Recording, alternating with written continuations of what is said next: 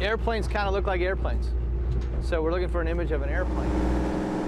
No, this isn't the search for Malaysian Airlines Flight 370. In fact, we're far from it here.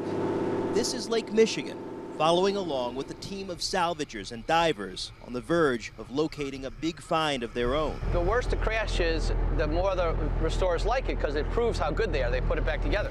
The depth of Lake Michigan, not more than several hundred feet in this area. The team uses sonar to find the exact location, and within a matter of minutes. Right there. Boom, right there. See it? Oh, yeah. Mother. Look at that. They find what they're looking for. Drop the buoy. Divers drop in and take us down below.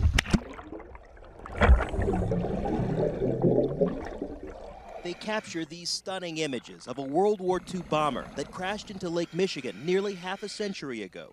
The visibility here good, partly because the zebra mussels that now coat the plane also help filter the fresh water.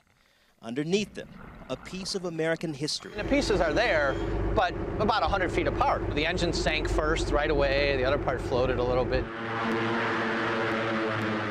Back then, the Great Lakes served as a training ground for aircraft carriers and pilots learning to land on the short runways.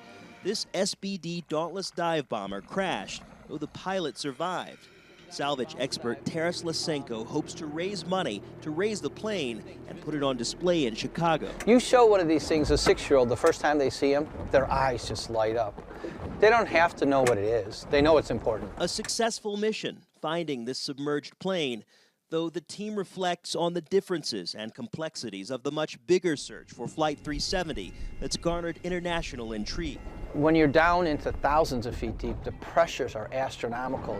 These things are unbelievably expensive. The cables for sonar systems are unbelievably long. If they even found that aircraft, to lift that structure is unbelievably difficult. And unlike the search here on Lake Michigan, Lysenko believes it's the uncertainty about exactly where Flight 370 went down that may serve as the biggest challenge to search crews for many, many years to come. Oh, I think somebody someday is gonna, but it might be a couple hundred years from now, and technology gets better, and at some point they might have a technology that's able to actually pinpoint. One thing this team knows with certainty, persistence and patience do eventually pay off on these waters. The bigger question, though, for a much bigger search on the other side of the world is when. George Howell, CNN, Chicago.